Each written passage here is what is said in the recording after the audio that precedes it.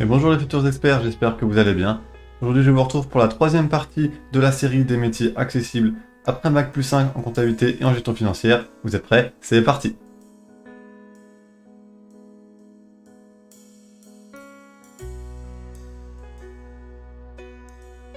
Si vous voulez devenir l'expert de demain en comptabilité et en gestion, bienvenue sur cette chaîne.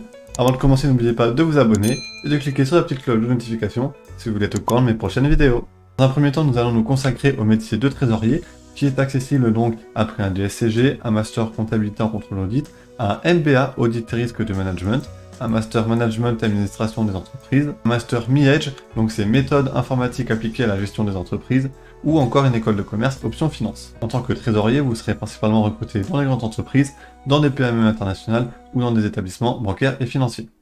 En termes de rémunération, vous pourrez prétendre en début de carrière un salaire avoisinant les 36 000 à 50 000 euros bruts par an, ce qui fait un salaire net mensuel de 2 300 à 3 200.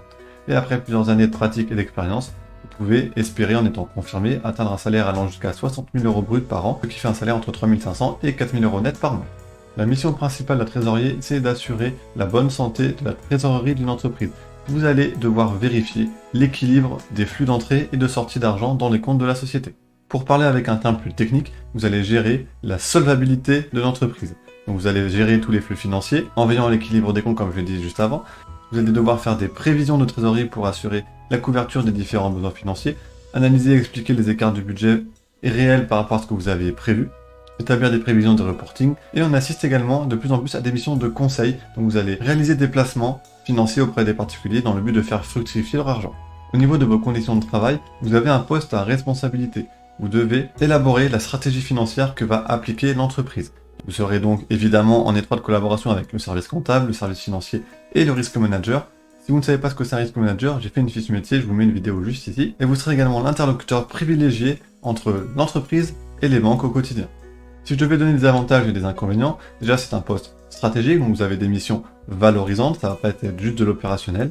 Vous aurez beaucoup de responsabilités et la rémunération est plutôt attractive. Par contre, qui dit responsabilité importante dit potentiellement une pression vis-à-vis de votre travail. Et comme on l'a vu, comme il faut un bac plus 5, ce genre de profession n'est accessible qu'avec un niveau d'expérience ou un niveau de diplôme élevé.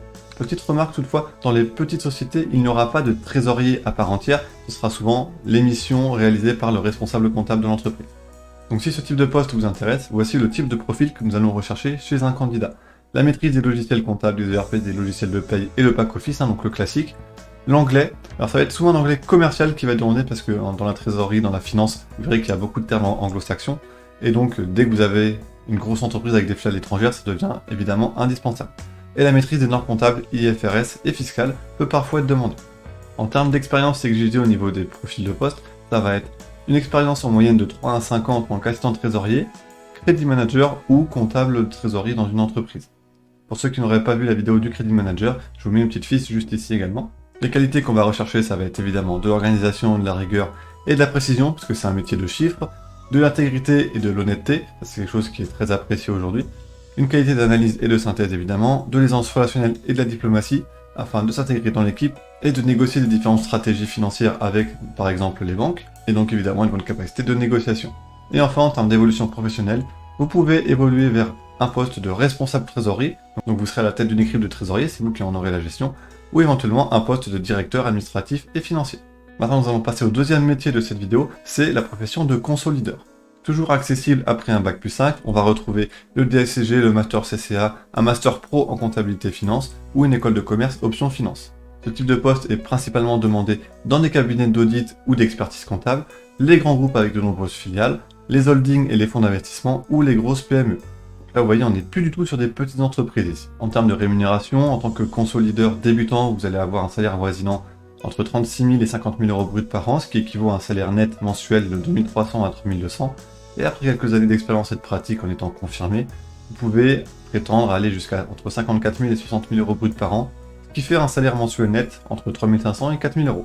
La mission principale du consolideur, c'est de faire une synthèse des finances de chaque filiale, de chaque succursale, magasin de l'entreprise pour avoir une vision globale, une vision d'ensemble de la santé financière de tout le groupe.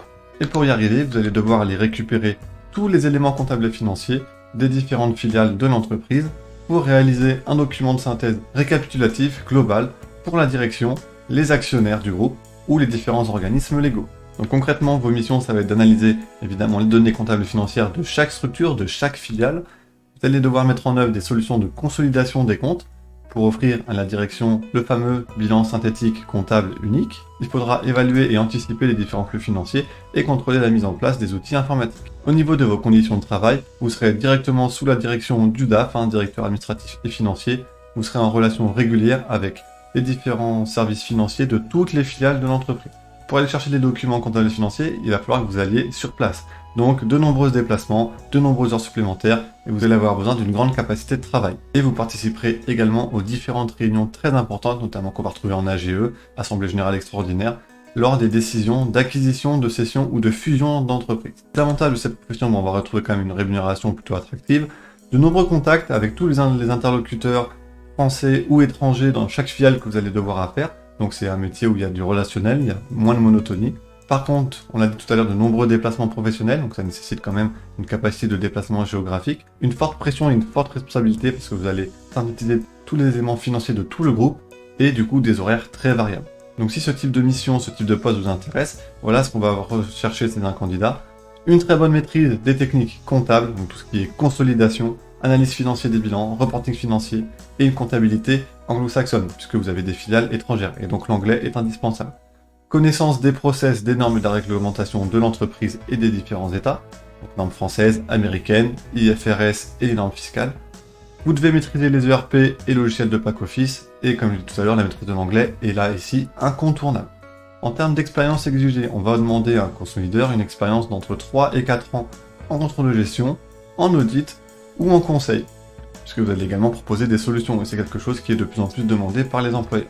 Les qualités qu'on va rechercher, ça va être un sens aigu de l'analyse et de la synthèse, de la rigueur et une très bonne organisation, et de la planification, de bonnes qualités relationnelles et de l'esprit d'équipe, puisque vous ne serez pas tout seul, et puis vous allez travailler avec beaucoup d'interlocuteurs différents, et évidemment de la diplomatie pour imposer vos conseils et différentes procédures à mettre en place. Et enfin, en termes d'évolution de carrière, vous pouvez évoluer vers un poste de directeur de consolidation dans un grand groupe, un poste de directeur comptable et consolidation, c'est possible de mixer les deux en fonction des différentes entreprises, ou un poste de directeur administratif et financier. Donc voilà, j'espère que cette vidéo vous a plu et vous a permis d'y voir plus clair sur le métier de trésorier et le métier de consolideur. Avant de partir, n'oubliez pas de liker, partager, commenter, abonnez-vous si ce n'est pas encore fait, n'oubliez pas la petite cloche de notification pour louper aucune de mes prochaines vidéos, et n'hésitez pas à regarder mes autres vidéos si vous voulez devenir expert de demain. À bientôt.